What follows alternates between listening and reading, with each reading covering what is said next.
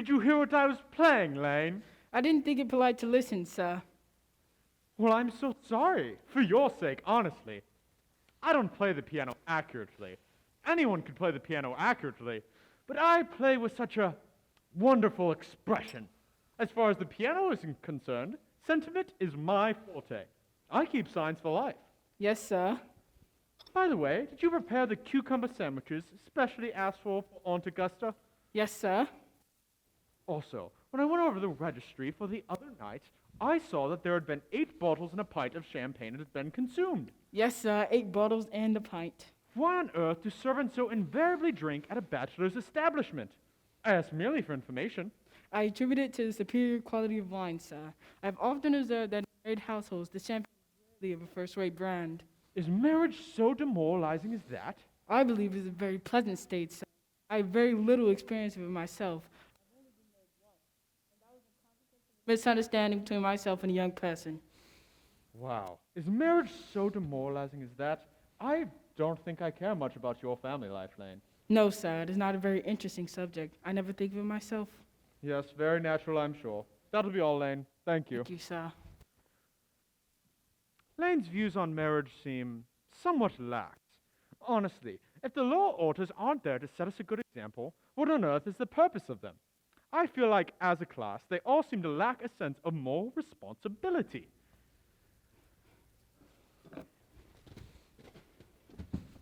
Mr. Ernest Worthing. Ernest! Old boy, what brings you on up to town? Oh, pleasure, pleasure. What else should bring one anywhere? Eating as usual, I see, Algy. Well, I believe it is customary to have some slight refreshment at 5 o'clock in any place of high society. Where have you been since Thursday? In the country. What on earth do you do there? When one is in town, one amuses oneself. When one is in the country, one amuses other people. It is excessively boring. Yes? And who are the people you amuse? Neighbours, neighbours. Got nice neighbours in your part of Shropshire? Perfectly horrid. Never speak to one of them. How immensely you must amuse them. By the way, Shropshire's your country, is it not? Yes, Shropshire, of course. Hello. Why all these cups? Why cucumber sandwiches? Why such reckless extravagance in one so young? Who's coming to tea? Oh, merely Aunt Augusta and Gwendolyn. How perfectly delightful. Though, I don't know if Aunt Augusta would quite approve of your being here. May I ask why? The way you flirt with Gwendolyn is perfectly disgraceful. It's almost as bad as the way Gwendolyn flirts with you. I'm in love with Gwendolyn. I've come up to town expressly to propose to her. You said you came up for pleasure. I call that business. How utterly unromantic you are. There's nothing romantic in proposing. Why, there is some romance in being in love, but nothing in a definite proposal. One may be accepted. One usually is, I suppose. But then the excitement is all over. The very essence of romance is uncertainty. If I ever get married, I'll certainly try to forget the fact. I have no doubt about that, dear Algy. The divorce court was specially invented for those people whose memories are so curiously constituted. There's no use speculating. Divorces are made in heaven. Oh, but please do not go for the cucumber sandwiches. Those are for Aunt Augusta only. Well, you have been eating them all the time. That is very different. Aunt Augusta is my own relations. You should bet to have the bread and butter. The bread and butter is for Gwendolyn. Gwendolyn is devoted to bread and butter. And very good bread and butter it is, too. But you need not eat as if you're going to eat at all. You aren't even married to her yet, and I doubt you ever will be.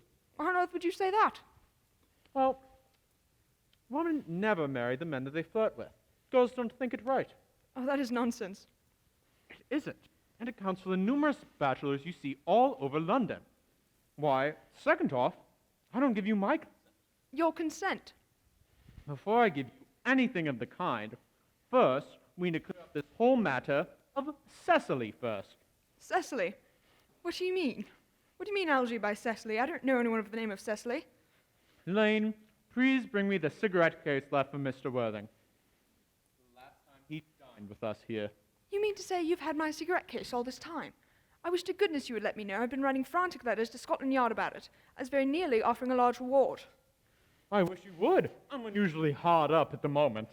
Well, there's no use offering a large reward now that the thing's found. Oh, that is so mean of you. But it makes no matter. But now that I look at the inscription inside, this isn't yours at all. Of course it is. You've seen me with it 100 times. Besides, you have no right whatsoever to read what's written inside. It's a very ungentlemanly thing to do to read a private cigarette case. Who are you to tell me what one can or cannot read? Why, half of modern culture already depends on what one cannot read. I'm well aware of the fact, and I don't propose to discuss modern culture. It isn't the sort of thing one should talk of in private. Yes, but that makes no matter, because I can't give you this, because this is not yours at all. This says it is a gift from Cecily, and you don't know anyone of that name. Well, if you must know, Cecily happens to be my aunt. Your aunt! Yes, charming old lady she is too, lives at Tunbridge Wells. Just give it back to me, Algie. Okay, but why on earth would your aunt call herself Little? From Little Cecily, with her fondest love. My dear fellow, what on earth is there in that? Some aunts are tall, some aunts are not tall. It is a matter that surely an aunt may be allowed to decide for herself. You seem to think that every aunt should be exactly like your aunt. That is absurd. For heaven's sake, give me back my cigarette case. Yes, but why on earth call you her uncle? Here it says, to Uncle Jack, from Little Cecily with her fondest love. Now, I cannot deny that your aunt might be quite a little, but why on earth call you her uncle? And besides, your name isn't Jack at all. Your name is Ernest. It isn't Ernest. It's Jack. When you first introduced yourself to me, you said your name was Ernest. I have introduced you to other people as Ernest. You talk like an Ernest. You sound like an Ernest. Why, honestly, you look like an Ernest. Here's your business card you left here the last time you dined with us. Here it says, Mr. Ernest Worthing before the Albany. I shall be holding on to this if you ever try to deny it to me or anybody like Gwendolyn that your name is not in fact Ernest. Well, my name is Ernest in town and Jack in the country, and the cigarette case was given to me in the country. Yes, but that makes no idea on why your small Aunt Cecily, who lives in Tunbridge Wells, calls you her uncle. Come on, old boy, you had much better have it out at once. My dear Algie, you talk exactly as if you were a dentist. It is very vulgar to talk like a dentist when one isn't a dentist. It produces a false impression. Why, yes, that is exactly what dentists do. I must say, I always suspected you of being a secret and confirmed Bunburyist. Bunburyist? What on earth do you mean by a Bunburyist? I will tell you the name of that incomparable expression as soon as you produce your explanation on being Ernest in town and Jack in the country. Well, produce my cigarette case first. Here it is. Now produce your explanation, and pray, make it improbable. My dear Algie, there's nothing improbable about my explanation at all. In fact, it's perfectly ordinary. The old Mr. Thomas Cardew, who adopted me when I was a little boy, made me in his will guardian to his granddaughter, Miss Cecily Cardew. Cecily, who addresses me as her uncle for motives of respect you could not possibly appreciate, lives at my place in the country, under the charge of her admirable governess, Miss Prism. Oh, yes? And where is that place in the country, by the way? That is nothing to you, dear boy. You are not going to be invited. I may tell you quite candidly, the place is not in Shropshire. Yes, I quite expected that. I Bunburied all over Shropshire. Now, but that does not exactly explain. Why are you Ernest in town and Jack in the country? My dear Algie, I don't know if you'd be able to understand my real motives. You are hardly serious enough. When one is placed in the position of guardian, one must adopt a very high moral tone on all subjects. It's one's duty to do so. And as a high moral tone cannot be said to conduce much to one's health or one's happiness, to get up to town, I have always pretended to have a younger brother by the name of Ernest who lives in Albany and gets into the most dreadful of scrapes. That, my dear Algie, is the whole truth, pure and simple. The truth is never pure and rarely ever simple. Why, modern literature would be a complete impossibility. That wouldn't be at all a bad thing. Yes, we'd much better leave that up to those who haven't been to university. They do it so well in the daily papers. What you really are is a Bunburyist. What on earth do you mean? You have created a brother that gets into the most dreadful of scrapes, so that you may, whenever you feel, leave the country and leave all of your responsibilities behind to go tend to poor Ernest. I have created Bunbury. He is an invaluable invalid. He's a very dreadful one at that. You see, any time I try to get out of things like dinner parties with Aunt Augusta, all I have to do is say that my poor friend Bunbury, the dreadful invalid, has fallen ill yet again. That is exactly how we are going to be going to Willis's tonight, so I can get out of the dinner with Aunt Augusta. I haven't asked you to dine with me anywhere tonight. I know. It is so hurtful not receiving invitations. Why, one thing that annoys people the most is not receiving invitations. You had much better dine with your Aunt Augusta. I will certainly be doing nothing of the kind. Whenever I dine with her, she always treats me like a member of the family by sending me down with either no woman at all or two. Besides, I know exactly who I will be sitting next to tonight. Miss Mary Farquhar. She is so scandalous. You know what? She flirts with her husband across the dinner table. Ridiculous. You know, there has been an uptick all over London of women doing the exact same thing, like washing one's own clean linen in public. Besides, now that I know you are a confirmed Bunburyist, I want to talk to you about it over dinner. I want to tell you the rules. But I am not a Bunburyist at all. If Gwendolyn accepts me, I'm going to kill my brother. In fact, I think I'll kill him in any case. Cecily seems a little too much interested in him. It is rather a bore. So I'll have got rid of Ernest, and I strongly advise you do the same with your invalid friend with the absurd name. I will be doing nothing of the kind. Bunbury is invaluable. And I hope you do not get rid of your friend, because any married man who ever gets married without knowing Bunbury will have a very tedious time of it. Oh, that is nonsense. If I marry a charming girl like Gwendolyn, and she's the only girl I ever saw in my life that I would marry, I certainly won't want to know Bunbury. Then your wife will. You seem to forget that in married life, 3 is company and 2 is none. That, my dear young friend, is the theory that the corrupt French drama has been propounding for the last 50 years. Yes, but the British household has proved in half the time. Don't try to be cynical. It's perfectly easy to be cynical. It's perfectly hard to be anything these days, with all the beastly competition about. Oh, that must be my Aunt Augusta. No one ever rings the doorbell in quite the Wagnerian manner, other than my own relations, of course, and creditors. Now, if I get Aunt Augusta out of the way for, say, 10 minutes, shall you accompany me to Willis's tonight? I suppose so, if you want to. I would love to. But you must be serious about it. I hate people who are not serious about meals. It's perfectly shallow of them. Lady Bracknell, Miss Fairfax. Good afternoon, my dear Algernon. I trust you have been behaving very well. Yes, I'm feeling quite well. That is not quite the same thing. In fact, the two things rarely go together. My goodness, Gwendolyn, you are so smart. I am always smart, aren't I, Mr. Worthing? You are quite perfect, Miss Fairfax. Oh, I hope I'm not that. It would leave no room for development, and I intend to develop in many directions. I'm sorry if we were a little late, Algernon, but I was obliged to call on dear Lady Horbury. I hadn't been there since her poor husband's death. I never saw a woman so altered. She looked quite 20 years younger. And now I'll have a cup of tea and one of those nice cucumber sandwiches you promised me. Of course. Gwendolyn, won't you come and sit with me? Thanks, Mamma. I'm quite comfortable where I am. My goodness! Lane! Where are all the cucumber sandwiches I asked made specially for Aunt Augusta? There were no cucumber sandwiches in the market this morning, so I went down twice. No cucumber sandwiches in the market this morning? No, sir, not even for ready money. Oh, that is quite troubling. Thank you, Lane. That will be all. Thank you, sir. I am so sorry, Aunt Augusta. It is perfectly ridiculous that there were no cucumbers in the market this morning, not even for ready money. It really makes no matter, Algernon. I had some crumpets with Lady Horbury, who seems to me to be living entirely for pleasure now. Yes, I had heard that her hair had turned quite gold from grief. It certainly has changed color. From what cause, I, of course, cannot say. Thank you, Algernon. I've got quite a treat for you tonight, Algernon. I'm going to send you down with Mary Farquhar. She is such a nice woman, and so attentive to her husband. It is delightful to watch them. I'm so sorry to inform you, Aunt Augusta, but I have just received a telegram saying that my poor friend Bunbury is ill, and the doctors think I should be at his bedside. I hope not, Algernon. It would put my table completely out. Your uncle would have to dine upstairs. Fortunately, he is accustomed to that.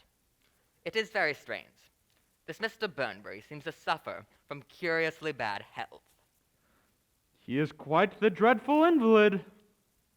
Well, I must say, Algernon, that I think it is high time that Mr. Bunbury made up his mind whether he was going to live or die. This silly-sallying with the question is absurd. nor do I in any way approve of the modern sympathy with invalids. I consider it morbid. Illness is hardly a thing to be encouraged in others. Health is the primary duty of life.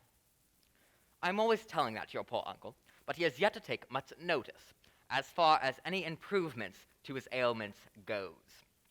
I'd be much obliged if he would ask Mr. Bunbury, from me, to be so kind as to not have a relapse on Saturday, for I rely on you to arrange my music for me. One wants something that will encourage conversation, particularly at the end of the season, when everyone has practically said everything they had to say, which, in most cases, was probably not much. Yes, I shall make sure to tell Bunbury, if he is still conscious when I arrive, that is, that I shall not be able to be with him on Saturday. But I would love for you to accompany me to the piano room, because I'd love to go over the arrangement. You see, if I play something too good, no one will talk at all. But if I play something too bad, people will talk a little too much. I'd love to go over the arrangement and find something just right. Thank you, Algernon. It is very thoughtful of you. I'm sure the program will be delightful after a few expurgations. French songs I cannot possibly allow.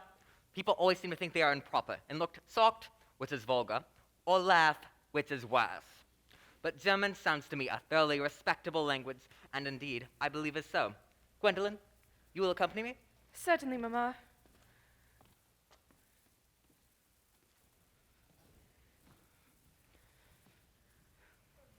Charming day it has been, Miss Fairfax. Pray, don't talk to me about the weather, Mr. Worthing. Whenever people talk to me about the weather, I always feel quite certain that they mean something else. And that always makes me so nervous. I do mean something else. I thought so. In fact, I am never wrong. I would like to be allowed to take advantage of Lady Bracknell's temporary absence. I would certainly advise you to do so. Mamma has a way of coming back suddenly into a room that I have often had to speak to her about. Gwendolyn, ever since I met you, I have admired you more than any girl I have ever met since I met you. Yes, I'm quite aware of that fact. And I often wish that in public, at any rate, you had been more demonstrative. For me, you had always been an irresistible fascination. Even before I met you, I was far from indifferent to you. We live, as I hope you know, Mr. Worthing, in an age of ideals. The fact is constantly mentioned in the more expensive monthly magazines, and has reached the provincial pulpits, I am told. But my ideal has always been to love someone of the name of Ernest. There is something in that name that inspires absolute confidence. The moment Algernon first mentioned to me that he had a friend called Ernest, well, I knew I was destined to love you. Do you really love me, Gwendolyn? Passionately. Darling, you don't know how happy you've made me. My own Ernest. But you don't really mean to say you couldn't love me if my name wasn't Ernest. But your name is Ernest. Yes, of course. But supposing it was something else, do you mean to say you couldn't love me then? Well, that is clearly a metaphysical speculation, and like most metaphysical speculations, has absolutely no reference at all to the actual facts of real life as we know them.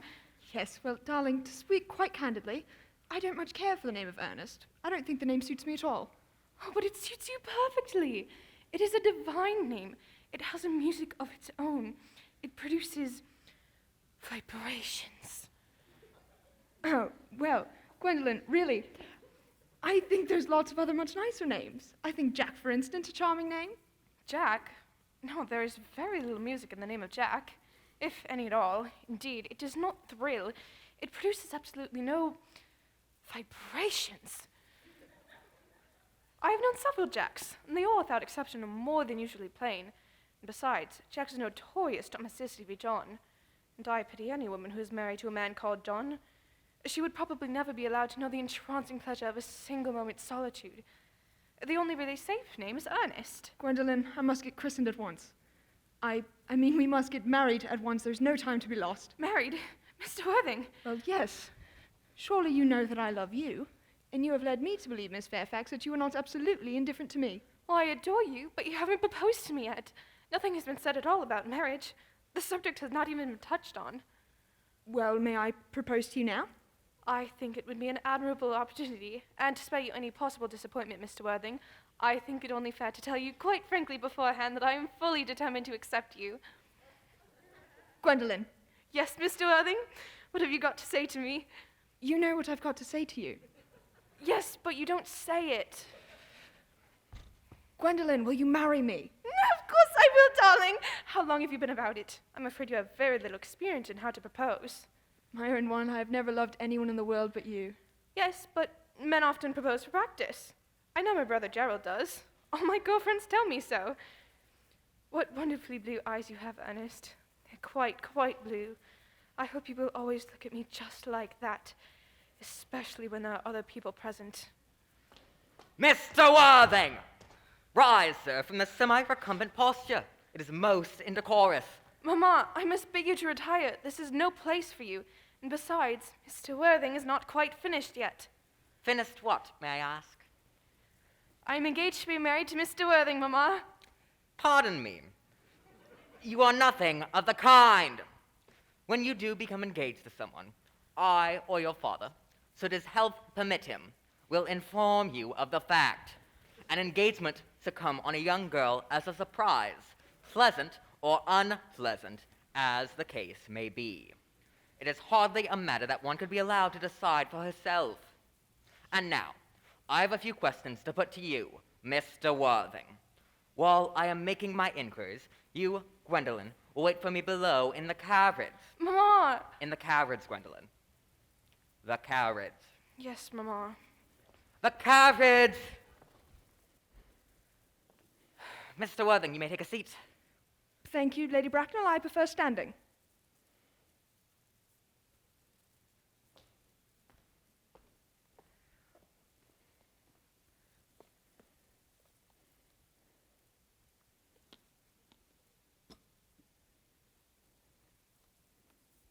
I feel bound to tell you that you're not down on my list of eligible young men, although I have quite the same list as the dear Duchess of Bolton has. We work together, in fact. However, I am quite ready to enter your name, should your answers be what a truly affectionate mother requires. Do you smoke? Well, yes, I must admit I smoke. I am glad to hear it. A man should always have an occupation of some kind. There are far too many idle men in London as it is. How old are you? 29. A very good age to be married at. I have always been of the opinion that a man who desires to be married should know everything or nothing. Which do you know? I know nothing, Lady Bracknell. I am pleased to hear it. I do not approve of anything that tampers with natural ignorance. Ignorance is like a delicate, exotic fruit. Touch it, and the bloom is gone. This whole theory of modern education is radically unsound. Fortunately, in England, at any rate, it produces no effect whatsoever. If it did, it would probably lead to acts of violence in Grosvenor Square and prove a serious danger to the upper classes. What is your income? Between 7,000 and 8,000 a year. In land or in investments? In investments, chiefly. That is satisfactory. What between the duties expected of one during one's lifetime and the duties exacted from one after one's death, land has ceased to be either a profit nor a pleasure. It gives one position, and it prevents one from keeping it up. That is all that can be said about land. Well, I own a country house with some land attached to it, of course. About 1,500 acres, I believe, but I don't depend on that for my real income. In fact, from what I can make out, the poachers are the only people who make anything out of it. A country house. How many bedrooms? Well, that point can be cleared up afterwards. You have a townhouse, I hope. A girl with a simple, unspoiled nature, like Gwendolyn, could hardly be expected to reside in the country. Well, I own a house in Belgrave Square, but it's let by the year to a Lady Bloxham. Of course, I can get it back whenever I like at 6 months' notice. Lady Bloxham? I don't know her. She goes about very little. She's a lady considerably advanced in years. Ah, nowadays that is no guarantee of respectability of character. What number in Belgrave Square? 149. The unfastenable side. I knew there was something. However, that could easily be altered. Do you mean the fashion or the side? Both, if necessary, I presume. What are your politics? I'm afraid I really have none. I'm a liberal unionist. Oh, they count as toys. They dine with us. Or they come in the evening, at any rate. Now to minor matters. Are your parents living? I have lost both of my parents. Both? To lose one parent, Mr. Worthing, may be regarded as a misfortune. To lose both looks like carelessness. Who was your father?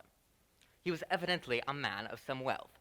Tell me, was he born in what the radical papers call the purple of commerce, or did he rise from the ranks of the aristocracy? Well, I'm afraid I really don't know. The fact is, Lady Bracknell, I said I had lost my parents, but it would be nearer to the truth to say my parents seem to have lost me. I don't know who I am by birth. I was found. Found? The old Mr. Thomas Cardew, a gentleman of a very kindly and charitable disposition, found me and gave me the name of Worthing, because he happened to have a first-class ticket for Worthing in his pocket at the time. Worthing is a place in Sussex. It's a seaside resort. And where did this charitable gentleman with a first-class ticket for a seaside resort find you? In a handbag. A handbag? Yes, Lady Bracknell, a handbag. A somewhat large black leather handbag with handles to it. An ordinary handbag, in fact. And in what locality did this Mr. James or Thomas Cardew find this ordinary handbag? The cloakroom at Victoria Station. It was given to him in mistake for his own. The cloakroom at Victoria Station. Yes, the Brighton line. Mr. Worthing, the line is immaterial. I must tell you, I feel somewhat bewildered by what you have just told me. To be born, or at any rate bred, in a handbag, whether it had handles or not, seems to me to display a contempt for the ordinary decencies of family life that remind one of the worst excesses of the French Revolution. And I presume you know what that unfortunate movement led to.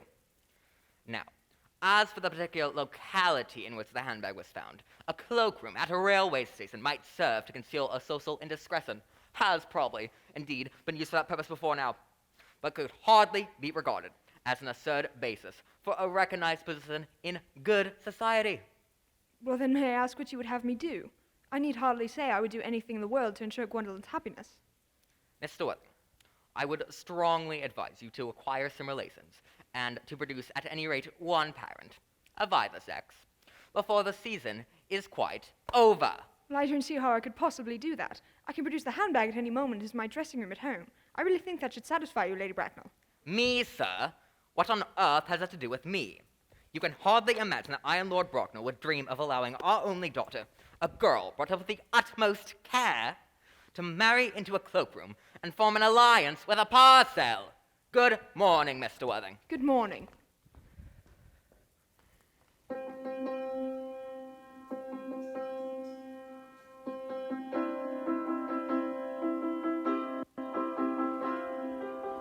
For heaven's sake, Algie, don't play that ghastly tune. How idiotic you are.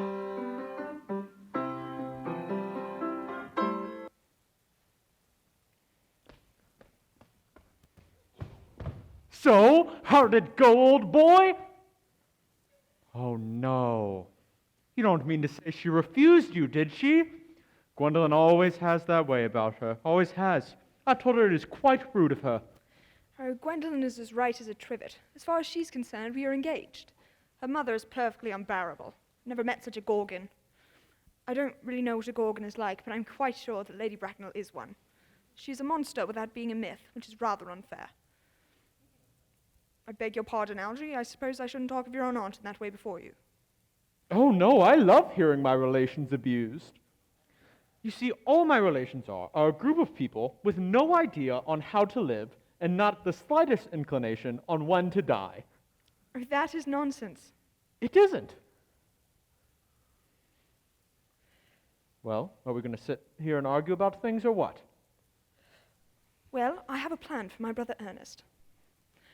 I'll have got rid of him by the time the week is over. I'll say he died in Paris of apoplexy. Loads of people die of apoplexy quite suddenly, don't they? Yes, but it is something that is hereditary. Something that runs in families, you see. You had much better go with a severe chill. And you're sure a severe chill isn't hereditary or anything of the kind? Of course it isn't. Very well then. My poor brother Ernest was carried off quite suddenly in Paris by a severe chill. I gets rid of him. What about dear Cecily? Didn't you say she was a little attached to him? Won't she feel his loss quite a great deal? Oh, that's quite all right. Cecily's not a silly, romantic girl, I'm glad to say. She's a capital appetite, goes on long walks, and pays no attention at all to her lessons. I would quite like to meet Cecily. I will take very good care you never do. She's excessively pretty, and she's only just 18. Oh, does Gwendolyn know that you have an excessively pretty and just 18 ward? One doesn't just blurt these things out to people, Algie. Gwendolyn and Cecily are perfectly certain to be extremely great friends. I'll bet you anything you like, a half hour after they meet, they'll be calling each other sister. Women have to go through so much more before they start calling each other sister. Ernest, you know what time it is? It is about 7, and we must go and change if we're going to make it to dinner on time tonight. It is always nearly 7. Well, yes, that is because I'm hungry. I never knew you when you weren't. What shall we do after dinner tonight? Shall we go to the theater? Oh no, I loathe listening. How about we go to the club? Oh no, I hate talking. How about we trot around the Empire, say, 10:15? Oh no, I can't bear looking at things. It's so silly.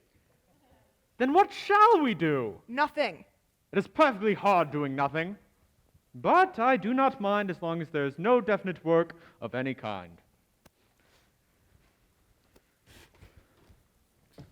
Miss Fairfax. Gwendolyn, upon my word. Algy, kindly turn your back. I have something very particular to say to Mr. Worthing. I don't know if I can quite allow that, Gwendolyn. Algy, you always adopt a strictly immoral attitude towards life. You are not quite old enough to do that. My own one. Scoot over, darling. Ernest, we may never be married. From the look on Ma's face, I fear we never shall. Few parents nowadays pay any regard to what their children say to them. The old-fashioned respect for the young is fast dying out. Whatever influence I had over Mamma, I lost at the age of 3. But although she may prevent us from becoming man and wife, and I may marry someone else, and marry often, nothing she can possibly do can alter my eternal devotion to you. Dear Gwendolyn. Your romantic origin, as related to being my mamma, with unpleasing comments, has naturally stirred the deeper fibers of my nature. Your Christian name has an irresistible fascination. Your address at the Albany I have. What is your address in the country? The Manor House, Walton, Hertfordshire. There's good postal service, I suppose. It may be necessary to do something desperate. My own darling. How long do you remain in town? Until Monday. Good. Algy, you may turn round now. Oh, I already have. You may also ring the bell. You will let me see you to a carriage, my own darling. Certainly.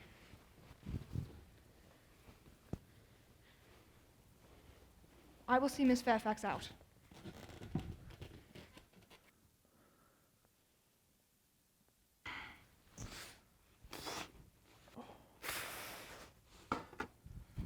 A glass of sherry, Lane.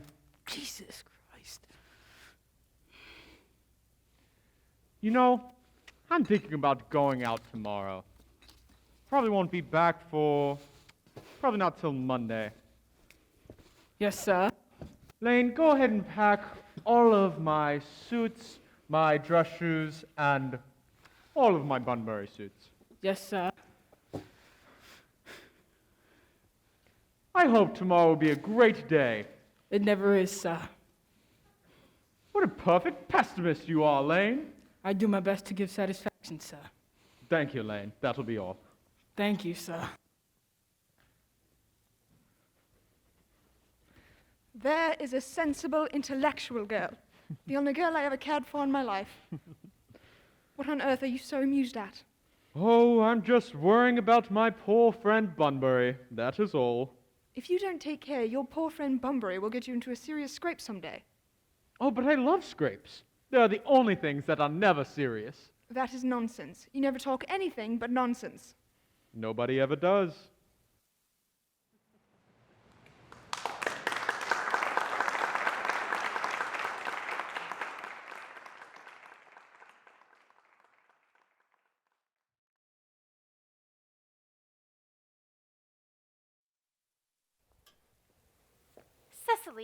Cecily, surely such a utilitarian occupation as the watering of flowers is rather Moulton's duty than yours, especially at a moment when intellectual pleasures await you. Your German grammar's here on the table. Pray open it at page 15. We'll repeat yesterday's lesson. But I don't like German. It isn't at all a becoming language. I myself know perfectly well that I look quite plain after my German lesson. Child, you know how anxious your guardian is that you improve yourself in every way. Indeed, he laid particular stress on your German when he was leaving for town yesterday. In fact, your guardian always lays stress on your German when he is leaving for town. Dear Uncle Jack is so very serious. Sometimes I think he is so serious he cannot be quite well. Your guardian enjoys the best of health. His gravity of demeanor is to be especially competent in one so comparatively young as he is. I suppose that's why he often looks quite bored when we three are together. Cecily, I am surprised at you. Mr. Worthing has many troubles in his life. Idle merriment intervals you would be out of place in his conversation. You must remember his constant anxiety over that unfortunate young man, his brother. I wish Uncle Jack would allow that unfortunate young man, his brother, to come down here and visit us sometimes. I think we would have a great influence over him, Miss Prism. You certainly would. You know German and geology and things of that kind have a great influence over a man. I do not think that even I could produce any effect on a character that by his own brother's admission is irretrievably weak and vacillating. Indeed, I do not think I should wish to reclaim him. I am not in favor of this modern mania for turning bad people into good people at a moment's notice. As a man sows, so shall he reap. You must put away our diary, Cecily. I don't see why you should keep a diary at all. I keep a diary in order to enter all the wonderful secrets of my life. If I didn't write them down, I should probably forget all about them. Memory, my dear Cecily, is the diary we all carry about with us. Yes, but it usually chronicles the things that haven't happened and couldn't have quite possibly happened. I believe that memory is responsible for nearly all the 3-volume novels Moody sends us. Do not speak slightingly of the 3-volume novel, Cecily.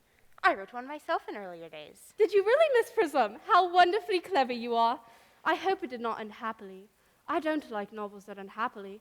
They depress me so much. The good ended happily, and the bad unhappily, and that is what fiction means. I suppose so, but it seems so very unfair. And was your novel ever published? Alas, no. The manuscript was unfortunately abandoned. I use the word in the sense of lost or mislaid. And to your work, child, these speculations are profitless. But I see dear Dr. Chausible coming up through the garden. Dr. Chausible, this is indeed a pleasure. And how are we this morning? Miss Prism, I believe you to be well. Miss Prism has just been complaining of a slight headache. I think it would do her so much good to have a short stroll with you in the park, Dr. Chausible. Cecily had not mentioned anything of a headache. I know that, Miss Prism, but I felt instinctively that you had a headache. In fact, I was thinking about that, and not about my German lesson when the rector came in.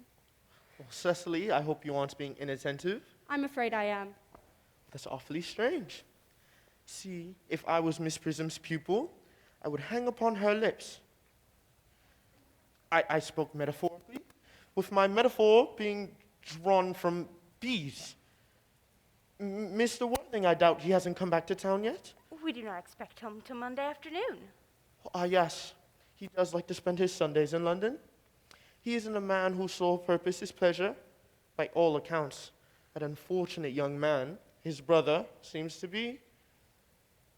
Well, I shouldn't disturb Egeria and her pupil any longer. Egeria? My name is Letitia, Doctor. A mere illusion drawn by the pagan authors. Well, I will no doubt see you both at Evansong. I think I will take a walk with you, Doctor. I find I have a slight headache after all. A walk might do it good. Perfectly, perfectly. Shall we go to the schools and back? That would be delightful. Cecily, you'll study your political economy in my absence. The chapter on the fall of the rupee you may admit. It is somewhat too dramatic. Even these metallic problems have their melodramatic side. Horrid political economy, horrid geography, horrid German. Mr. Ernest Worthing has just driven over from the station. He's brought his luggage with him. Mr. Ernest Worthing, before the Albany. Uncle Jack's brother. Did you tell him Mr. Worthing was in town? Yes, miss. He seemed very much disappointed. I mentioned that you, Miss Prism, were in the garden. He said he was anxious to speak to you privately for a moment. Tell Mr. Worthing to come out here. And I suppose you had better talk to the housekeeper about arranging a room for him. Yes, miss. I have never really met any wicked person before. I'm so afraid he will look just like everyone else. He does! Why, you must be my little cousin Cecily, I'm sure. You are under some strange mistake. I am not little. I believe, in fact, I am more than usually tall for my age. But you, as I see from your card, are my uncle's brother, Ernest, my wicked cousin Ernest. Wicked? My dear Cecily, you shouldn't think that I'm wicked. You don't think I'm wicked, do you? If you are not, then you have certainly been deceiving us all in a very inexcusable manner. Being really good all the time and pretending to be wicked, that would be hypocrisy. Oh, yes, I have been rather reckless. I'm glad to hear it. You know, Cecily, I've been very bad in my own small way. I don't think you should be so proud of that, though I am sure it must have been very pleasant. It's much pleasanter being here with you. I don't understand why you are here at all. Uncle won't be back till Monday afternoon. That is a great disappointment, but sadly I must leave on the earliest train on Monday morning. You see, I have a business appointment in London that I am anxious to miss. Couldn't you miss it anywhere but in London? No, the appointment is in London. Well, I know, of course, how important it is to not keep any business engagements if one wants to retain any sense of the beauty of life. Though I still think you should wait till Uncle arrives. I know he wants to talk to you about your emigrating. About my what? You're emigrating. He's gone up to buy your outfit. Oh, well, I certainly would never let Jack buy my outfits. He has no taste in neckties at all. Oh, I don't think you will require neckties. Uncle's sending you to Australia. Australia? I'd sooner die. Well, he said at dinner on Wednesday night you'd have to choose between this world, the next world, and Australia. Oh, well, Cecily, the accounts I have heard of the next world in Australia are not particularly encouraging. This world is good enough for me, Cousin Cecily. Yes, but are you good enough for it? I am afraid I'm not that. But maybe you could reform me. Maybe you could make that your mission. Got any time this afternoon? I'm afraid I've got no time this afternoon. Then how about me reforming myself this afternoon? It is rather quixotic for you, but I think you should give it a try. Then I shall. I feel better already. You're looking a little worse.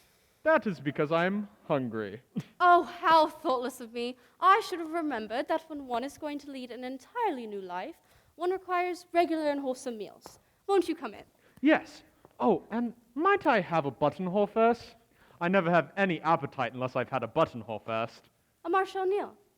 I'd sooner have a pink rose. Why? Because you are like a pink rose, Cousin Cecily. I don't think it can be quite right for you to talk to me like that. Miss Prism never says such things to me. Then Miss Prism is a short-sighted old lady. You are the prettiest girl I've ever saw. Miss Prism says that all good looks are a snare. They are a snare that every sensible man would love to be caught in. Oh, I don't think I would care to catch a sensible man. I shouldn't know what to talk to him about.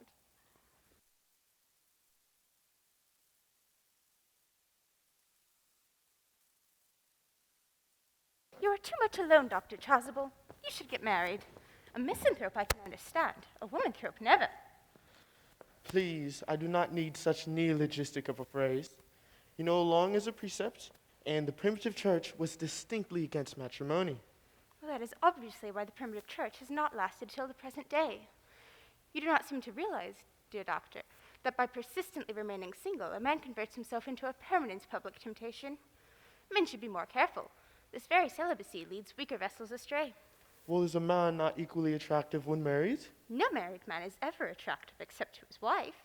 And in some cases, not even to her. Well, that depends entirely on the intellectual sympathies of the woman. Maturity can always be depended on. Ripeness can be trusted. Young women are green. I spoke horticulturally, my metaphor being drawn from fruits. Where is Cecily? Perhaps she followed us to the schools. Mr. Worthing, we did not expect you till Monday afternoon. Mr. Worthing, please don't tell me this God betokens some terrible calamity. My brother, More shameful debts and extravagance? Still leading a life of pleasure. dead. Your brother Ernest, dead? Quite dead. What a lesson for him. I trust he'll profit by it. Mr. Worthing, I offer you my sincere condolence, and you deserve the consolation of knowing that you are the most giving and kind of brothers. Poor Ernest. He had his faults, but it is a sad, sad blow. Very sad indeed. Were you with him in the last? No, he died in Paris. In fact, I got a telegram just last night from the manager of the Grand Hotel. What was the cause of death mentioned? A severe chill, it seems. As a man sows, so shall he reap. Charity, Miss Prism, charity. None of us are perfect. And I myself am particularly susceptible to drafts. Well, the interment will no doubt take place here. No, he seemed to have expressed a desire to be buried in Paris. In Paris? This shows no state of a right mind in the last. Well, of course, you would like me to make an allusion to this tragic domestic affliction next Sunday. Well, my sermon on the meaning of mana in the wilderness can be adapted to almost any occasion. Joyful, or in this present case, distressing. I've preached at harvest celebrations, festal days, humiliations, and christenings and confirmations. The last time I preached was at the cathedral. It's for the charity of the prevention of discontent among the upper orders. The bishop, who was present, was very struck by some of the allusions I've drawn. You mentioned christenings, didn't you, Dr. Chausible? I trust you know how to christen all right. I mean, you are continually christening, aren't you? It is, I regret to say, one of the rector's most constant duties at this parish. I've spoken with the poorer classes many times on the subject. They don't seem to know what thrift is. Well, Mr. Worthing, is there any infant you're interested in? Your brother was, I believe, unmarried, was he not? Yes. And people who live entirely for pleasure usually are. But it's not for any baby, dear doctor. The fact is, I would like to be christened myself this afternoon if you've nothing better to do. Well, Mr. Worthing, you were not Christian already, were you? I don't remember anything about it. Well, do you have any grave doubts on the subject? I certainly intend to have, but I don't know if the thing would bother you at all, or if you think I'm a little too old now.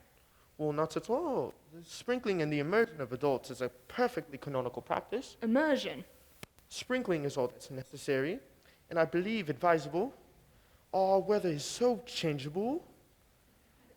At what time would you like this ceremony to permit? I might trot round about 5:30 if that would suit you. Perfectly, perfectly. In fact, I have 2 other ceremonies to conduct at the same time. A case of twins at one of the outlying cottages of your own estate. Poor Jenkins, the carter, a much hard-working man. I don't see much fun in being christened alongside of the babies. Would 5:30 do? Admirably, admirably. But, Mr. Worthing, I shall not trod in a house of sorrow, but I will leave you with this. What seems to us as bitter trials may be a blessing in disguise. Seems to me a blessing of an extremely obvious kind. Uncle Jack, oh, I'm pleased to see you back. But what horrid clothes you've got on. Do go and change them. Cecily! My child! My child! Uncle Jack, what is the matter? Do you look happy? You look as if you had a toothache.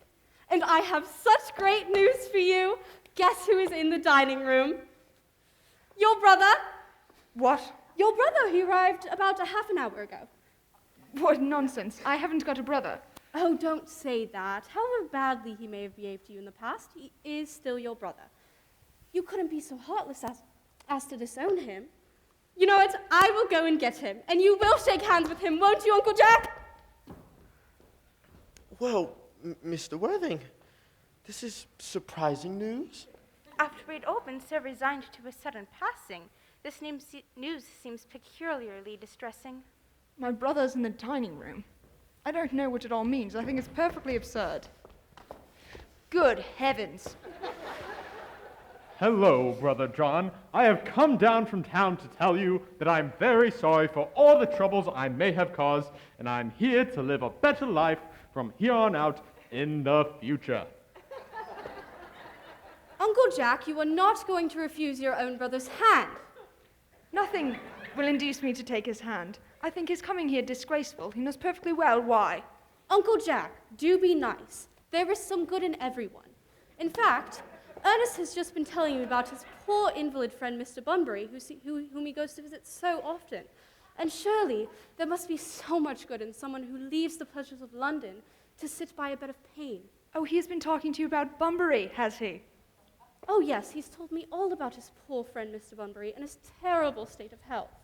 Well, I won't have him talk to you about Bunbury or anything else. It's enough to drive one perfectly frantic. I must say, all the faults are on my side, but there is something particularly painful about this instance, especially since this is my first time coming here. Uncle Jack, if you do not shake hands with Ernest, I'll never forgive you. Never forgive me. Never, never, never. Well, then this is the last time I shall ever do it. Isn't it amazing to see a perfect reconciliation? I believe we should leave the brothers to it. Cecily, you will come with us. Certainly, Miss Prism. My little task of reconciliation is over. You've done an amazing deed, my dear child. We must not make premature judgments. I feel so happy.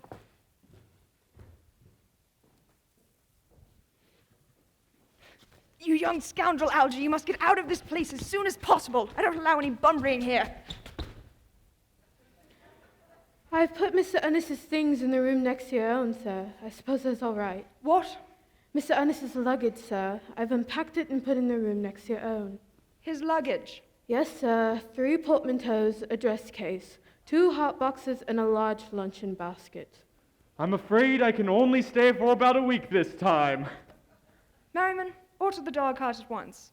Mr. Ernest has been suddenly called back to town. Yes, sir. What a fearful liar you are, Jack! I have not been called back to town at all! Yes, you have. I haven't heard anyone call me. Your duty as a gentleman calls you back. My duty as a gentleman has never once interfered with my pleasures in the slightest degree. I can quite understand that. Well, Cecily's a darling. You are not to talk Miss Cardew like that. I don't like it. Well, I don't like your clothes. You look perfectly ridiculous in them. Why on earth you don't go up and change, I have no idea. It is perfectly childish of you to be here mourning someone who is staying with you for an entire week. I call it grotesque. You are certainly not staying with me for an entire week, as a guest or anything else. You've got to leave by the 4:05 train. Jack, you would stay with me if I was in mourning, wouldn't you? I would think it unkind if you didn't. So mustn't I stay here with you while you are in mourning? Wouldn't it be unkind if I did not? Will you go if I change my clothes? Only if you do not take too long. I have never seen anyone take so long to dress with such little result. Well, at any rate, it is better than being always overdressed as you are. If I am occasionally a little overdressed, I always make up for it by being immensely overeducated.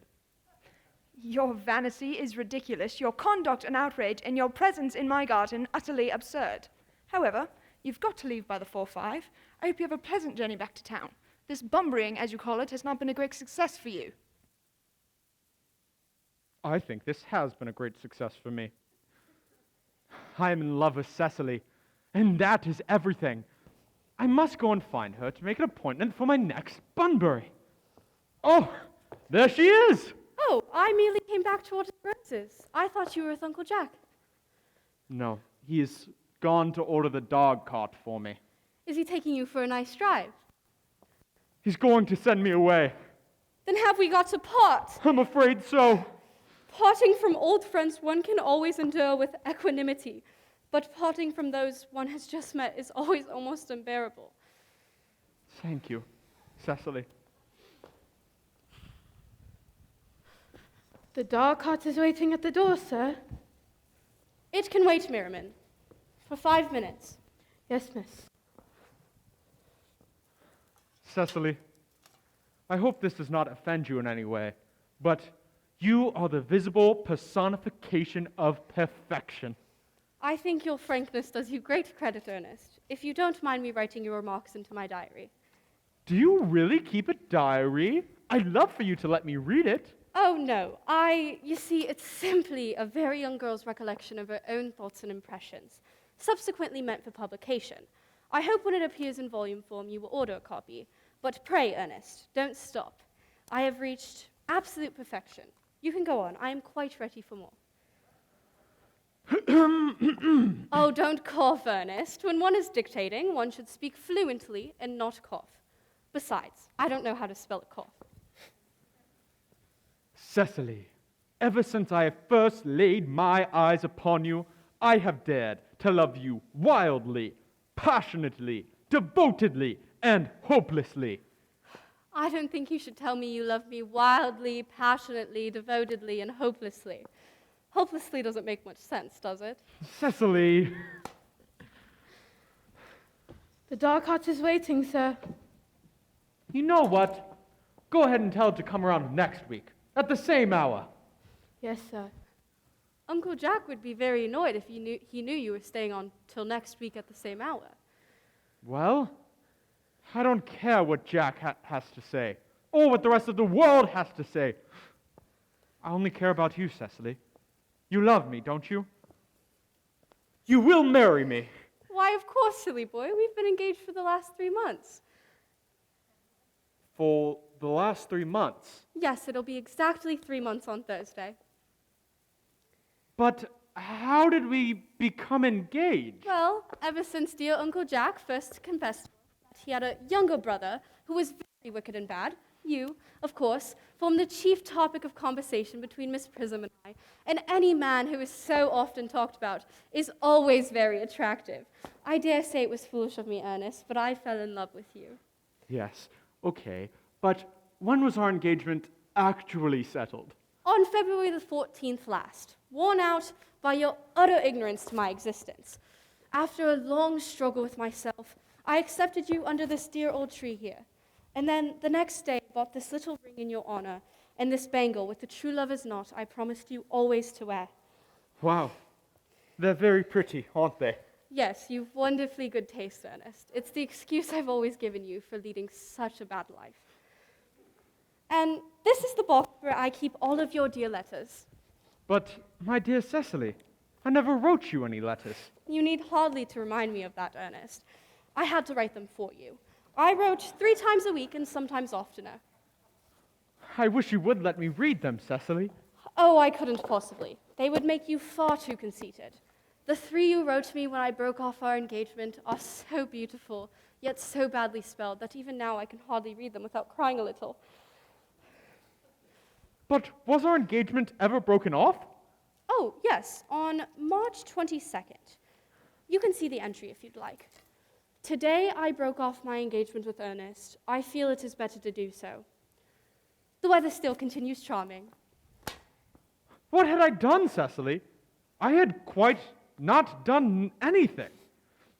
But this particularly hurts me that you broke off our engagement, especially since the weather was so charming. Oh, it hardly would have been any serious engagement if it hadn't been broken off at least once.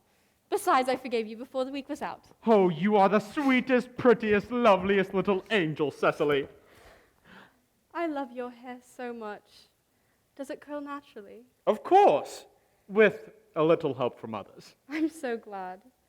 You'll never break off our engagement again, will you, Cecily? I don't think I could break it off now that we have actually met. Besides, there is still the question of your name. Oh, yes, of course. You mustn't laugh at me, darling, but it has always been a girlish dream of mine to love someone of the name of Ernest.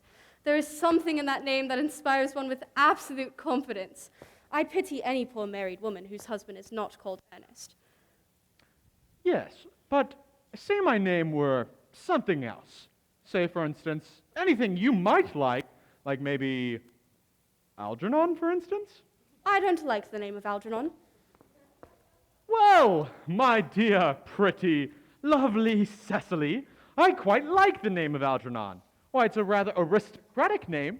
Half of the chaps down at the bankruptcy court all have the name of Algernon. But, seriously, Cecily, could you not love me if my name was Algie? I might respect you. I might admire your character, but I'm afraid I wouldn't be able to give you my undivided attention. Yes, of course. Your rector is here, I suppose, fully practiced in all the rites and ceremonials of the church. Oh yes, Dr. Chausible's a most learned man. He's never written a single book, so you can imagine how much he knows. Yes, I must go and see him on a most important christening. I mean on most important business. I shan't be away for more than half an hour. Considering that this is the first time we have actually met, and we've been engaged since February the 14th, it's so hard for you to leave me for such a long period as half an hour. Couldn't you make it 20 minutes? I'll be back in no time. What an impetuous boy he is. I love his hair so much. I must send his proposal to my diary.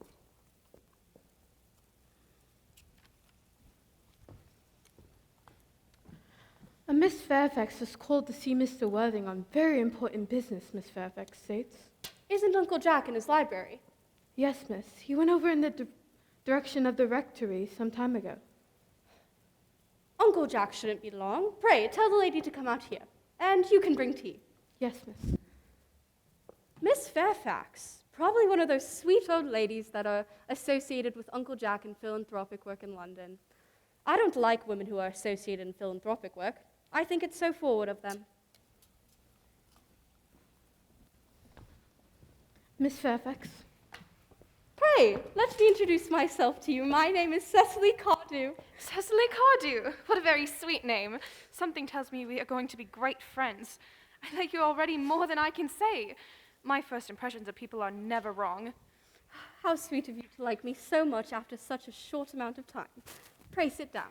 I may call you Cecily, may I not? Yes, And you will always call me Gwendolyn, won't you? if you wish. And that is all quite settled, is it not? I hope so. Perhaps this might be a favorable opportunity for my mentioning who I am. My father is Lord Bracknell. You have heard of Papa, I suppose. I don't think so. Outside the family circle, Papa, I'm glad to say, is entirely unknown. I think that is quite as it should be. The home seems to me to be the proper sphere for the man, and certainly once he begins neglecting his domestic duties, he becomes painfully effeminate, does he not? And I don't like that. It makes men so very attractive. Cecily, Mamma, whose views on education are remarkably strict, has brought me up to be extremely short-sighted, so do you mind my looking at you through my glasses? Oh, not at all, Gwendolyn. I'm very fond of being looked at.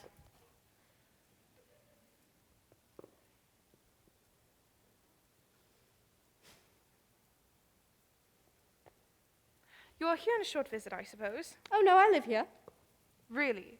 Your mother, no doubt, or some female relative of advanced years resides here also? Oh, no, I have no mother, nor any relations. Indeed. My dear guardian, with the help of Miss Prism, have the arduous task of looking after me. Your guardian? I'm Mr. Worthing's ward. Oh, it is strange. He never mentioned to me that Ada Ward. How secretive of him. He grows more interesting hourly. I'm not sure, however, that the news inspires me with feelings of unmixed delight. I'm very fond of you, Cecily. I have liked you ever since I met you, but I am bound to state that now that I know you are Mr. Worthing's ward, I cannot help but expressing a wish you were, well, a little older than you seem to be, and not quite so alluring in appearance. In fact, if I may speak candidly, Pray do. I think when anyone has anything unpleasant to say, one should always be quite candid. Well, to speak with perfect candor, Cecily, I wish you were fully 42 and more than usually plain for your age. Ernest has a strong, upright nature. He's the very soul of truth and honor. Disloyalty would be as impossible to him as deception. But even men of the noblest possible moral character can be extremely susceptible to the physical charms of others. Modern, no less than ancient history, supplies us with many most painful examples of what I refer to. I beg your pardon, Gwendolyn. Did you say Ernest? Yes? It is not Mr. Ernest Worthing who is my guardian. It's his brother, his elder brother. Ernest never mentioned to me that he had a brother. I'm afraid they haven't been on good terms for such a long time. Yes, that accounts for it. And now that I think of it, I've never heard any man mention his brother. The subject seems distasteful for most men. Cecily, you have lifted a load from my mind. I was growing almost anxious. It would have been terrible if a cloud had come across a friendship like ours, would it not? Of course, you are quite sure it is not Mr. Ernest Worthing who is your guardian. I'm sure. In fact, I'm going to be his. I beg your pardon? I need not make it a secret of it to you, dear Gwendolyn, but next week our little county newspaper is sure to chronicle the fact that Mr. Ernest Worthing and I are engaged to be married. I feel there may be some slight error, Miss Cardew. Mr. Ernest Worthing is engaged to me. The announcement will appear in the Morning Post on Saturday at the latest. You must be under some slight misconception, Miss Fairfax. Ernest proposed to me exactly 10 minutes ago. It is certainly very curious, for he asked me to be his wife yesterday afternoon at 5:30. If you wish to verify the incident, pray do so. I never travel without my diary. One should always have something sensational to read on the train. I am so sorry, dear Cecily, if it is any disappointment to you, but I'm afraid I have the prior claim. You have no idea how much distress it would cause me if it caused you any mental or physical anguish. But clearly, since Ernest proposed to you, he's changed his mind. If the poor fellow has been entrapped into any foolish promise, I shall consider it my duty to rescue him at once, and with a firm hand. Whatever entanglement my dear boy may have gotten himself into, I'll never reproach him with it after we are married. Do you allude to me, Miss Cardew, as an entanglement? You are presumptuous. On an occasion of this kind, it becomes more than a moral duty to speak one's mind. It becomes a pleasure. Do you suggest, Miss Fairfax, that I entrapped Ernest into an engagement? How dare you? This is no time to wear the shallow mask of manners. When I see a spade, I call it a spade. I am glad to say that I have never seen a spade. It is obvious that our social spheres have been widely different.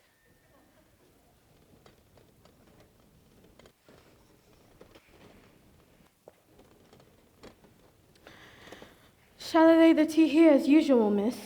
Yes, as usual.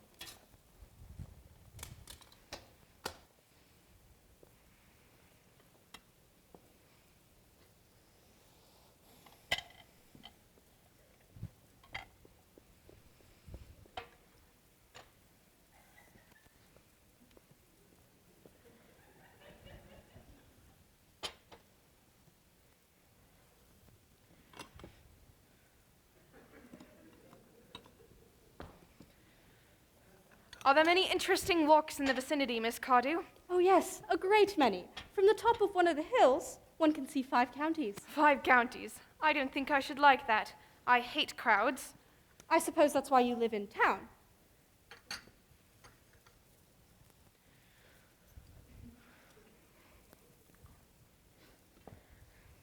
Quite a well-kept garden this is, Miss Cardew. So glad you like it, Miss Fairfax. I had no idea there were any flowers in the country. Oh, flowers are quite common here, as people are in London. Personally, I do not understand how anybody manages to exist in the country. If anybody who is anybody does. The country always bores me to lady. To what young lady? Good heavens! Gwendolyn? Yes, good heavens, Gwendolyn! I mean to Gwendolyn. Oh, no, of course not.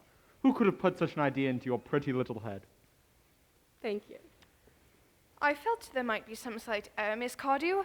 The gentleman whose arm is at present around your shoulders is my cousin, Mr. Algernon Moncreiff. Algernon Moncreiff? Are you called Algernon? I cannot deny it. Is your name really John? I could deny it if I liked. I could deny anything if I liked. But my name certainly is John. It's been John for years. A gross deception has been practiced on both of us. My poor wounded Cecily. My sweet wronged Gwendolyn. You will call me sister, will you not? Yes, there's just one question I'd like to be allowed to ask my guardian. An admirable idea. Mr. Worthing, there is just one question I would like to be permitted to put to you. Where is your brother Ernest? We are both engaged to be married to your brother Ernest, so it is of some importance to us to know where your brother Ernest is at present. Gwendolyn, Cecily, it is very painful for me to be forced to speak the truth. It is the first time in my life I have been reduced to such a painful position, and I'm really quite inexperienced at doing anything of the kind. But I may tell you that I have no brother Ernest. I have no brother at all.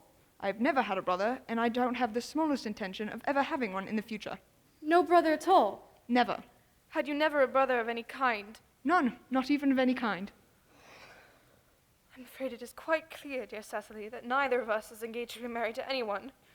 It's not a very pleasant position for a young girl to find herself in, is it? Let us go into the house. They will hardly venture to come after us there. No, men are so cowardly, aren't they?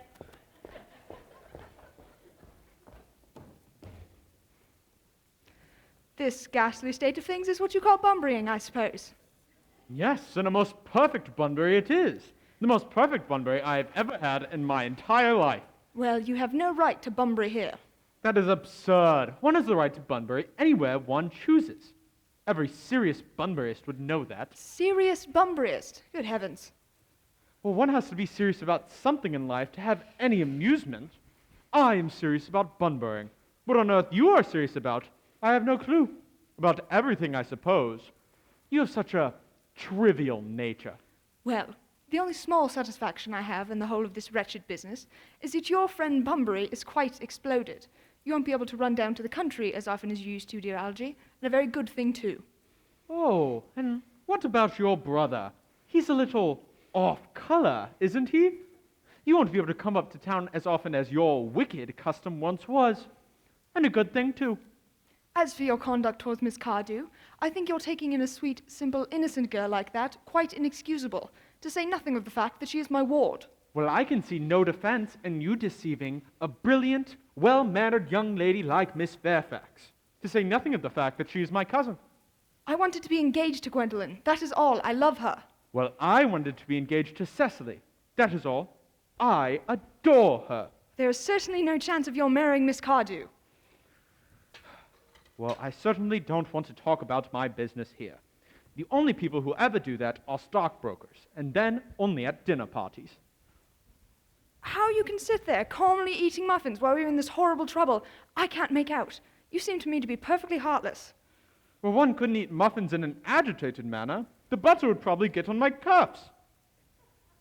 Besides, these muffins are quite good. One should only eat muffins quite calmly. That is the only way to eat them. I'd say it's perfectly heartless you're eating muffins at all under the circumstances. Jack, when I am in trouble, eating is the only thing that consoles me. Indeed, when I am in very great trouble, as any of my close friends or relations would tell you, I only ever accept food and drink. Right now, I am eating muffins because I am sad. Besides, I particularly like these muffins. Well, that is no reason why you should eat them all in that greedy way.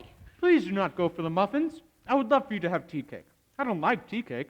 Good heavens, I suppose a man may eat his own muffins in his own garden. But you had just said it was perfectly ridiculous of me to be eating muffins. I said it was perfectly ridiculous of you under the circumstances. This is quite a different matter. Yes, but the muffins are the same. Algy, I wish to goodness you'd go. I couldn't possibly leave. I haven't even had dinner yet. And the only people who go without eating dinner are vegetarians, and people like that. Besides, I had made arrangements to be christened with the rector here at 6:15 under the name of Ernest. My dear fellow, the sooner you give up on that nonsense, the better. I have made arrangements myself this morning with Dr. Chausible to be christened at 5:30. I will naturally take the name of Ernest. Gwendolyn would wish it. We can't both be christened Ernest. It's absurd. Besides, I have every right to be christened. There is no proof at all that I have ever been christened by anybody. I think it extremely probable I never was, and so does Dr. Chausible. It is entirely different in your case. You have been christened already. Exactly. I know my constitution can stand it. But for you, I'm a little worried. You seem to forget that you very nearly had a brother who was carried away by a severe chill quite recently. It is so worrisome that you are venturing on something like this now. But you said yourself a severe chill wasn't hereditary. Indeed it was, but science is constantly making wonderful improvements in things. That is nonsense. You are always talking nonsense. Jack, do not go for the muffins. I want the muffin. Please go for tea cake. I do not like the tea cake. I hate tea cake. Then why on earth would you serve it to your guests? What astounding views you have on hospitality. Algernon, I have already told you to go. I don't want you here. Why don't you go? I couldn't possibly leave. I haven't finished my tea yet. And besides, there's still a muffin left.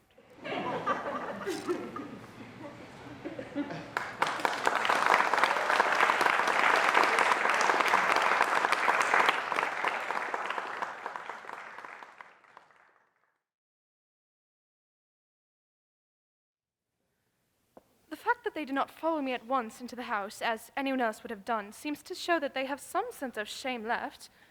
They're eating muffins. That looks like repentance.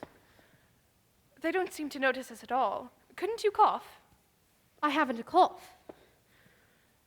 They're looking at us. What effrontery! They're approaching. How forward of them. Let us preserve a dignified silence. Certainly, it's the only thing to do now.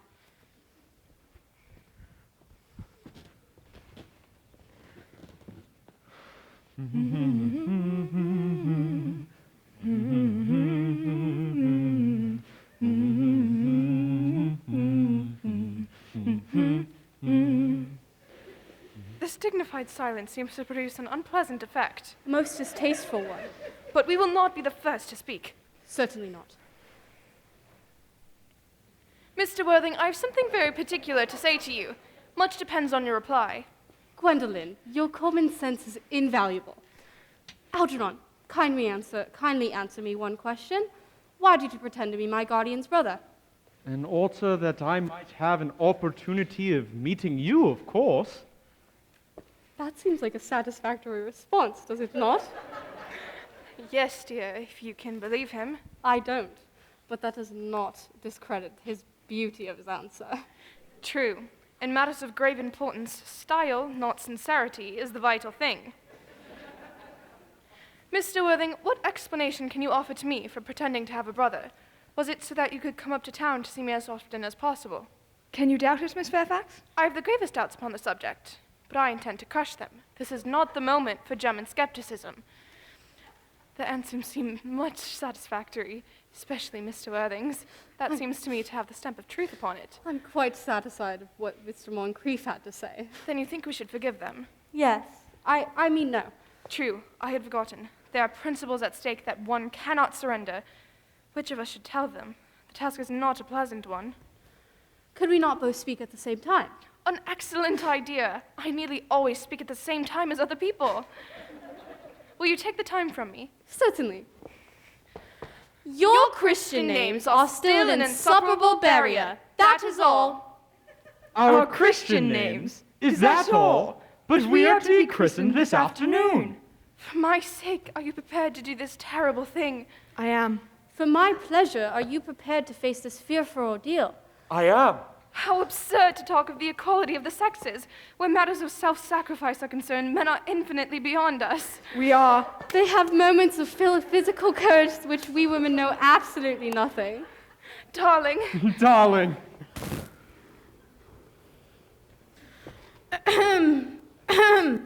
Lady Bracknell. Good heavens. What does this mean? Merely that I am engaged to be married to Mr. Worthing, Mamma. Come here. Sit down. Sit down immediately. Hesitation of any kind is a sign of mental decay in the young, of physical weakness in the old. Apprised, sir, of my daughter's sudden flight by her trusty maid, whose confidence I purchased by means of a small coin. I followed her at once by a luggage train. Her unhappy father is, I am glad to say, under the impression she is attending a more than usually lengthy lecture by the University Extension Scheme on the influence of a permanent income on thought. I do not propose to undeceive him. Indeed, I have never undeceived him on any matter. I would consider it wrong. But, of course, you will clearly understand that all communication between yourself and my daughter must cease immediately. From this point, as on all points, I am firm. I am engaged to be married to Gwendolyn, Lady Bracknell. You are nothing of the kind, sir. And now as regards Algernon. Algernon! Oh, yes, Aunt Augusta? Is this the house in which your invalid friend, Mr. Bunbury, resides? Bunbury. My friend Bunbury. Does he reside here? Bunbury. Here? No, I killed him. Eh? Dead? His death must have been quite sudden. When did he die? Oh, sorry, Bunbury. Well, Bunbury, he was quite exploded. Exploded? Was he a victim of revolutionary outrage?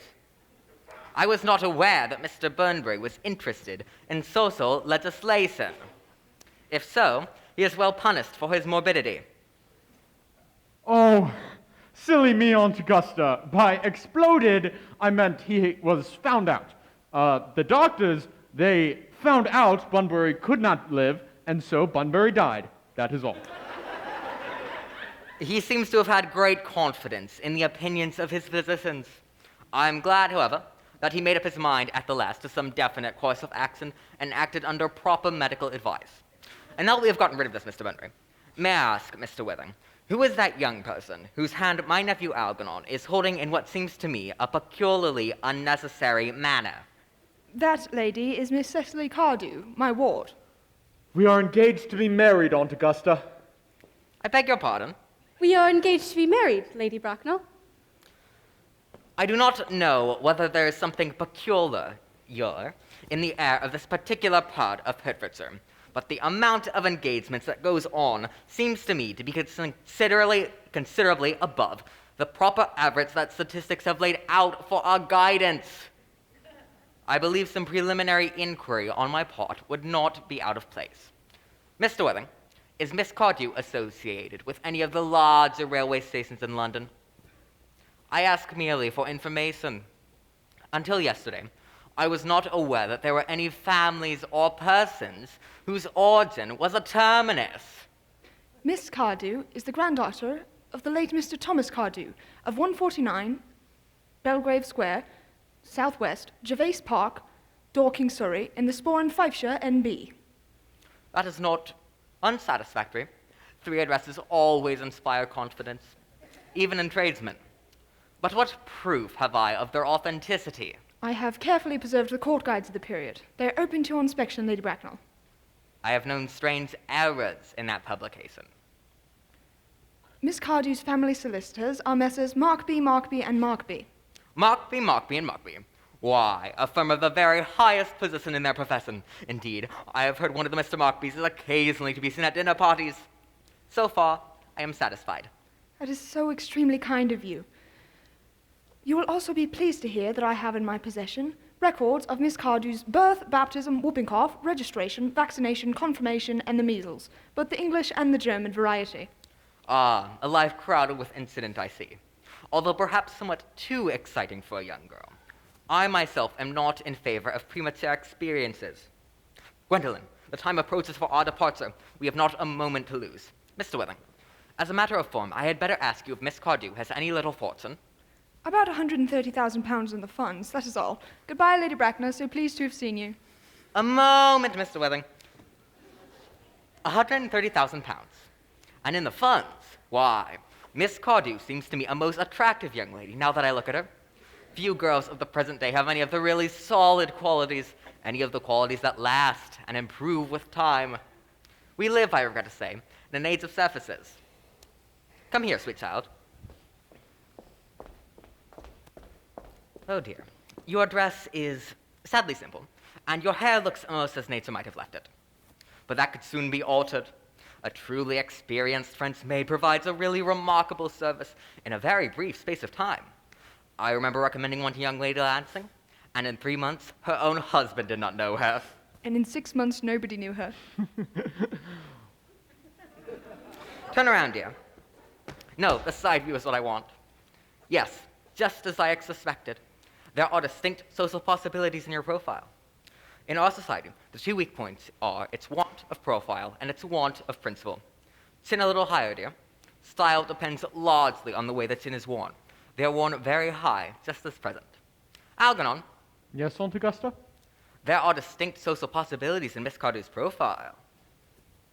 I don't care 2 pence about her social possibilities. I love Cecily. And that is everything. Never speak disrespectfully of society, Algernon. Only people who can't get into it do that.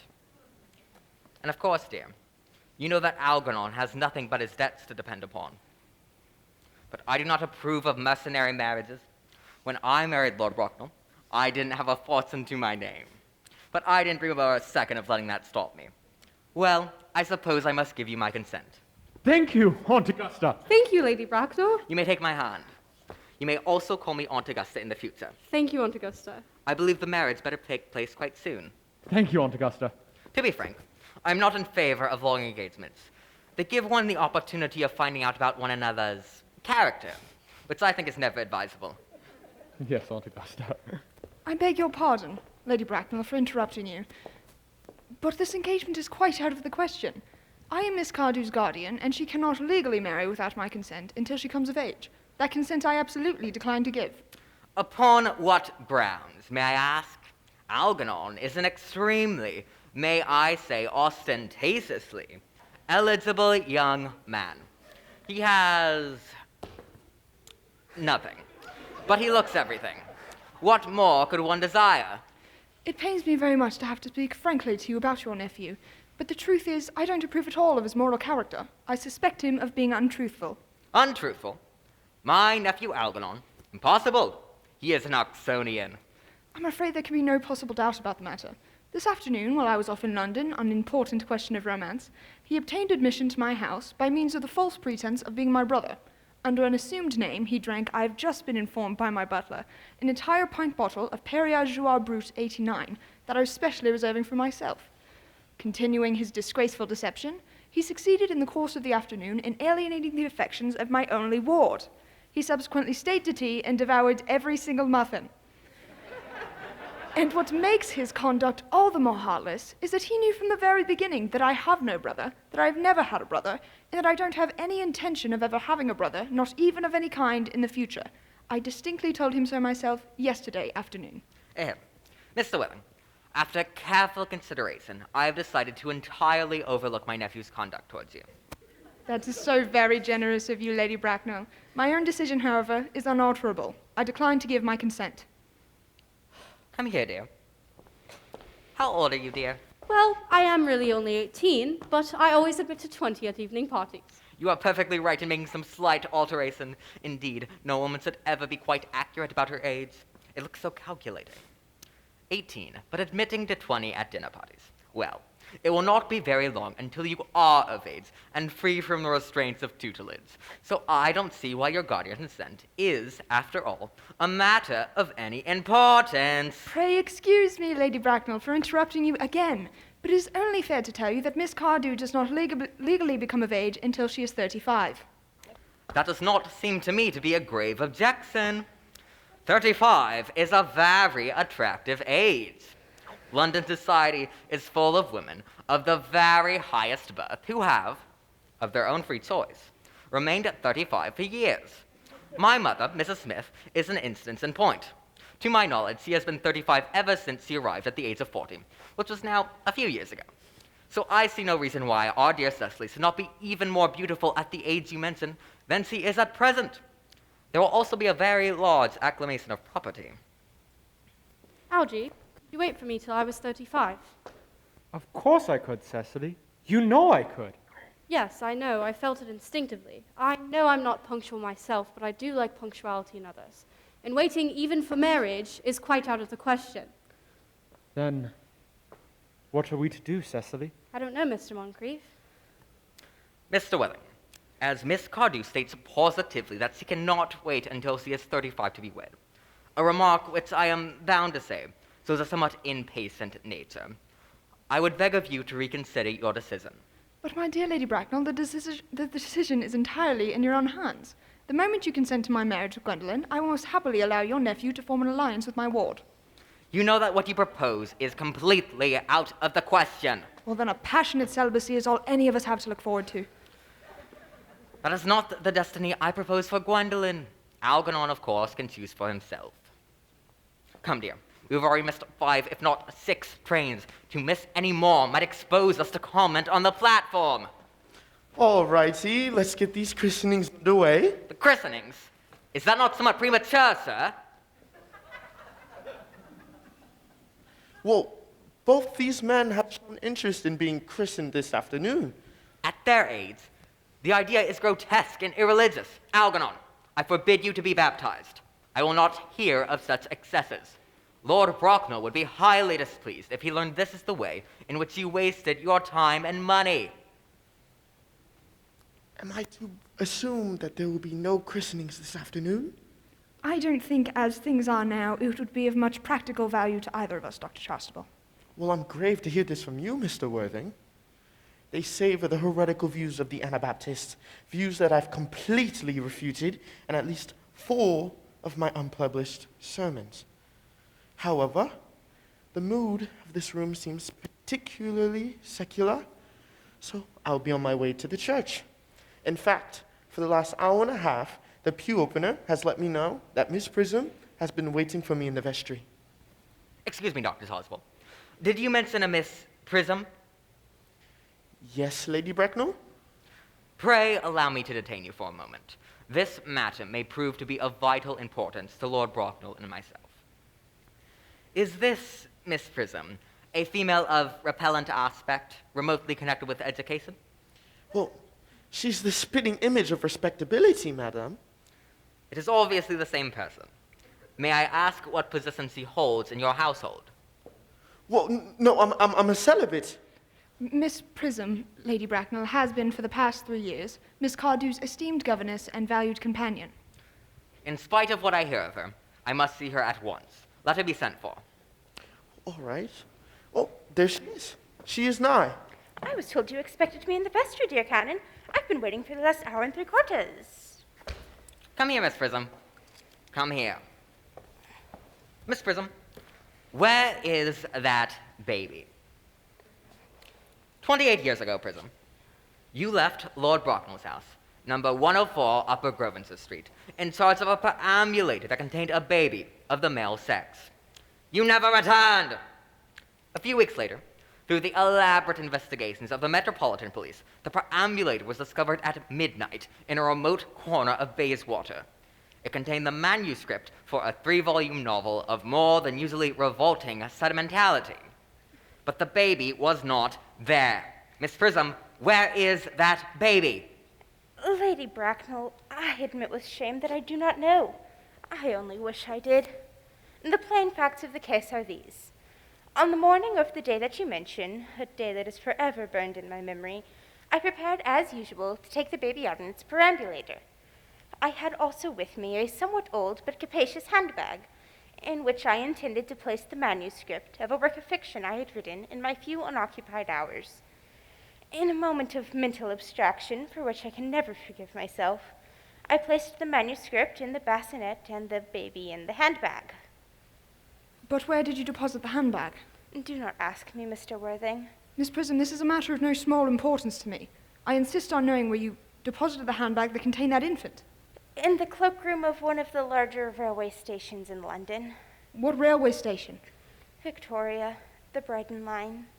I must retire to my room for a moment. Gwendolyn, you'll wait for me here. If you are not too long, I will wait here for you all my life.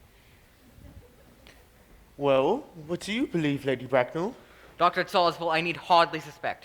I don't need to tell you that in families of high position, strange coincidences are not supposed to occur. They are hardly considered the thing.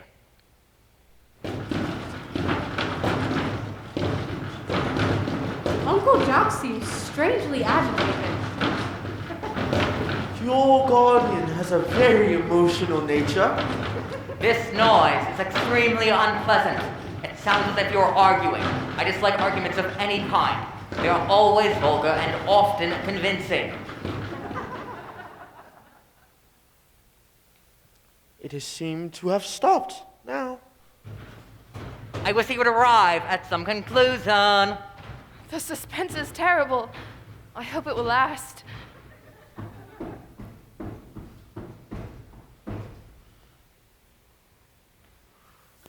Miss Prism, examine it carefully.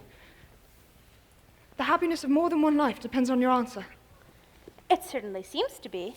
Yes, here is the injury it received through the upsetting of a Gower Street omnibus in earlier and happier days.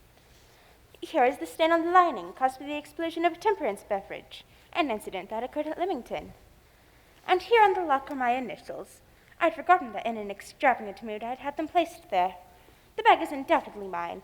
I'm delighted to have it so unexpectedly restored to me. It has been a great inconvenience being without it all these years. Miss Prism, more than that handbag has been restored to you. I am the baby you placed in it. You?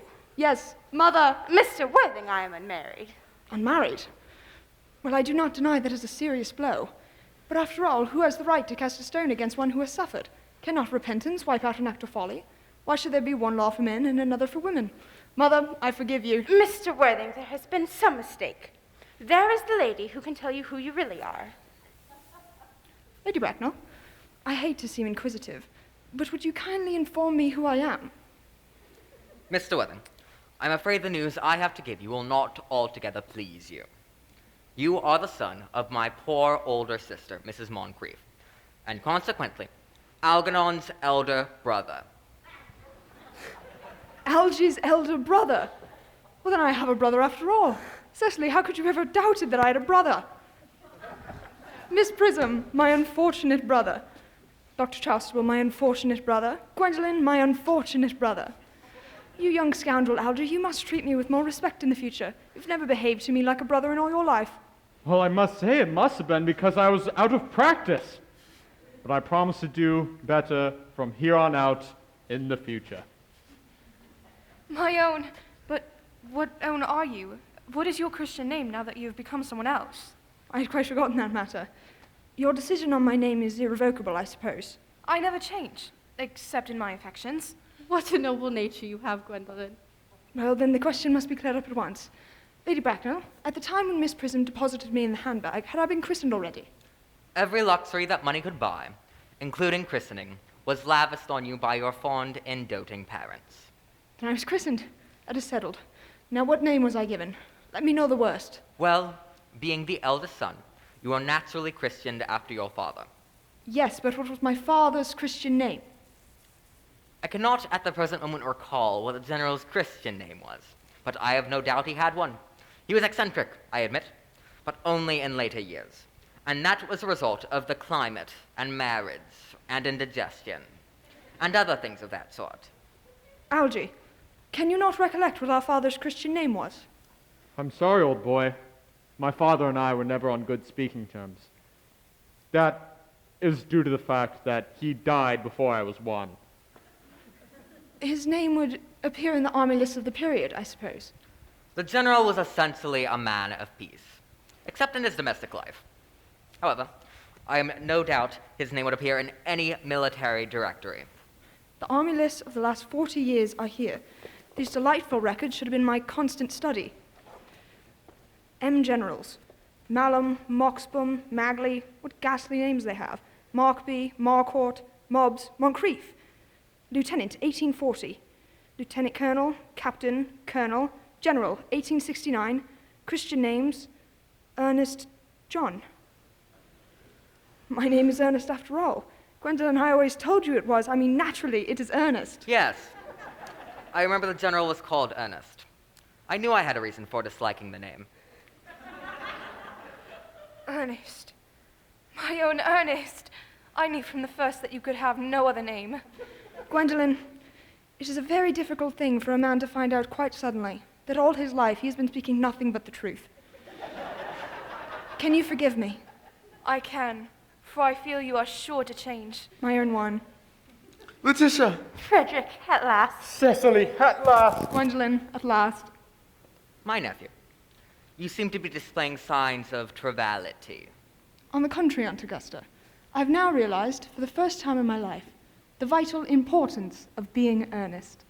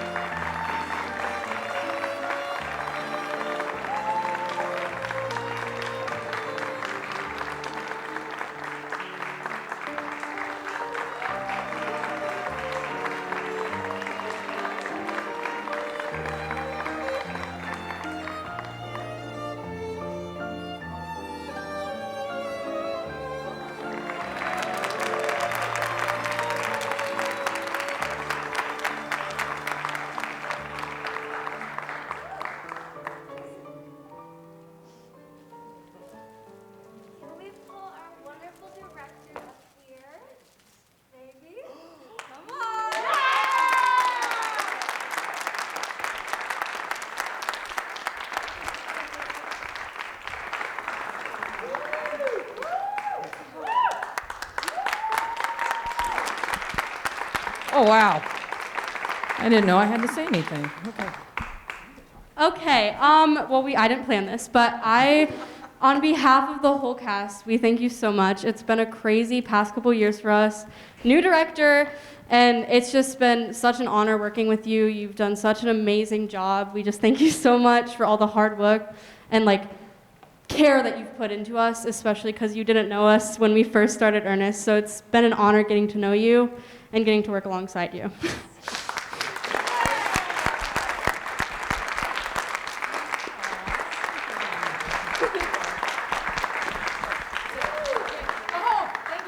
Thank you all.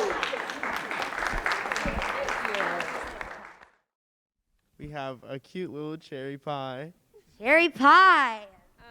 We have a cute big apple pie. Big apple pie. An old-fashioned pumpkin pie. Old-fashioned pumpkin pie. Peach. Peach. Dutch apple. Dutch apple. Clocking in at a massive 6 pounds and 8 ounces, we have a most beautiful, sweet, and savory pecan pie. What he said. All right, and... I do indeed have an apple pie, but my apple pie is very small. However, it makes up for it in taste.